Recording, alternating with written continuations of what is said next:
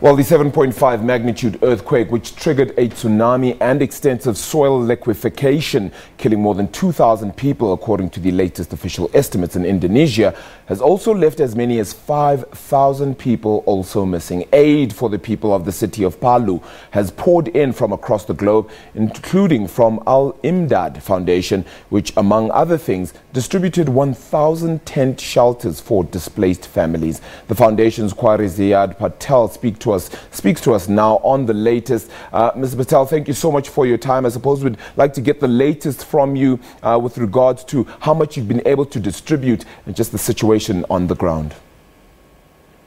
Good evening to yourself and to all the viewers of SABC. Thanks again once for the opportunity to give all the South African community a good rundown of what has been happening. Yes, the last week has been a bit of an eventful week. Yes, but the good news is that there is some kind of normality, some kind of law and order which is now coming back to the city of Palu. The good news is the power has been restored to many parts of the city. But there was a little setback which we suffered during the week when I myself and our team ourselves had experienced an earthquake firsthand of 5.2 on the Richter scale. That happened 2 days ago, and beginning yesterday, there was another earthquake at 4.4. So to be very honest with you, at present, it seems as if the entire earth is being very, very volatile.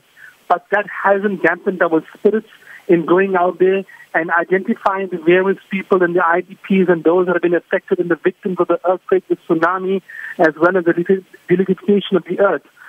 So many things have been happening, and there have been so many different victims. And we found that the victims have now went out into the open areas out of the city of Palu most of the time, and they have set themselves up in those areas because it is a bit more safe zones, it is a bit of a safety measure, and they feel more comfortable in those areas. So we have been taking the aid to them. We have been taking the aid to these communities.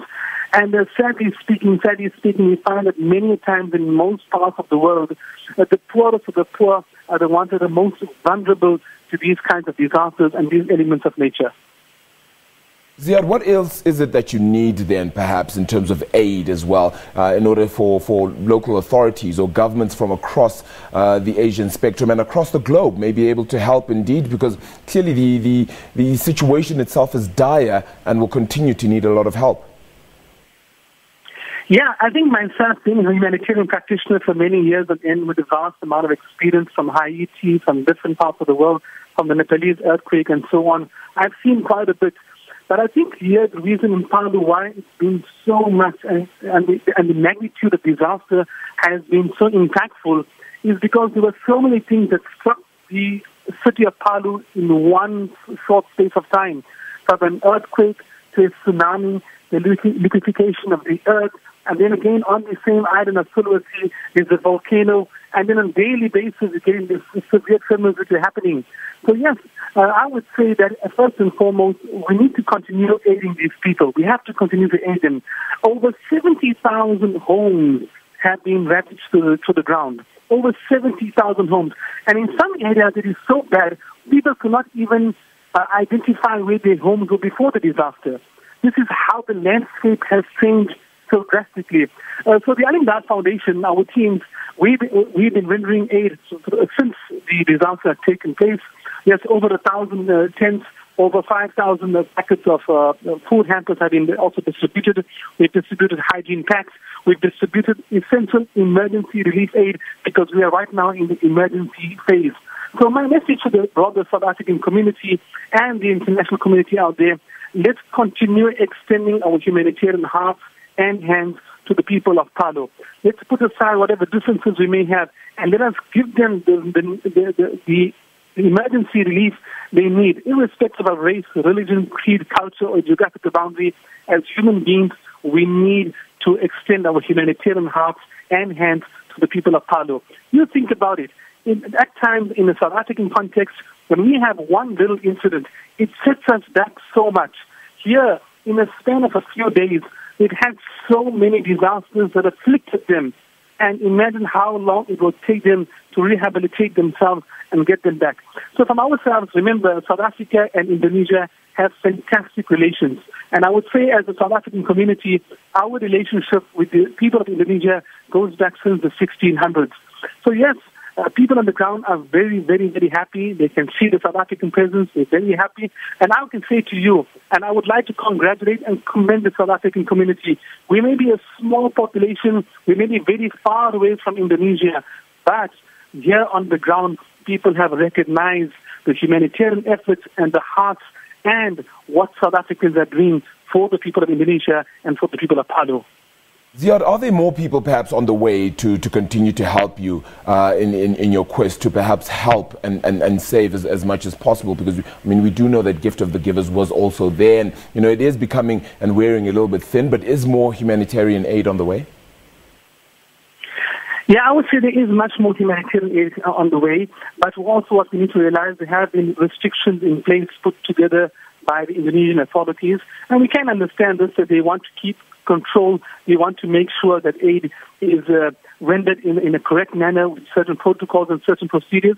And the Al-Imdaad Foundation, we work within the framework of any rules and regulations set aside by the authorities.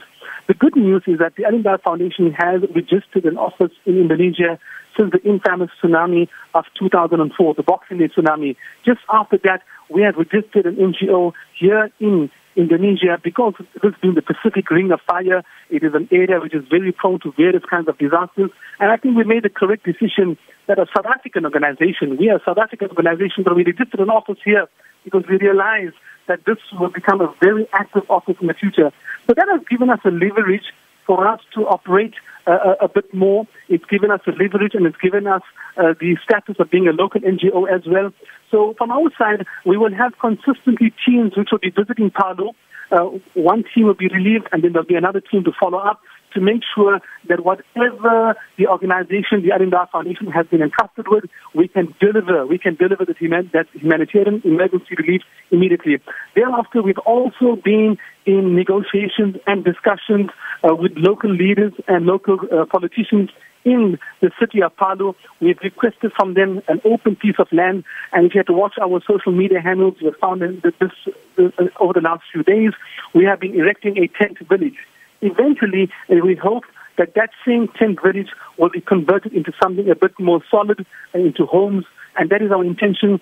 And yes, donations are pouring in from different parts of the world, but we need to put the donations into a good avenue and into good work. Quari, I'm going to ask you very, very quickly and succinctly with the next question. 7,000 people affected here, 5,000 around there missing, over 2,000 considered dead as well. That escalating toll, do you expect that to rise, and how far do you expect that to rise very quickly? Yeah, I would expect that to rise.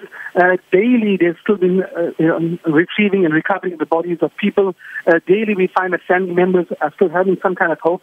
But yesterday, the 11th of October 2018, that was the day when the government had said, okay, we will now stop with certain rescue operations. Yeah, the chances are very, very, very bleak. But I would say, yes, with complete confidence, those estimates and those statistics which were given to us were very conservative. When you're on the ground, then you do realize that those estimates are very, very conservative. And yes, those statistics are going to rise rapidly, and I'm very, very, very confident about that. The reality on the ground sometimes does not go in with some of the statistics given by other agencies. I really appreciate your time there, and all the best with those rescue efforts indeed, and continue to hope that more help does stream in there. That's Quari Ziyaad Patel, who speaks for the Al-Imdaad Foundation. Shante.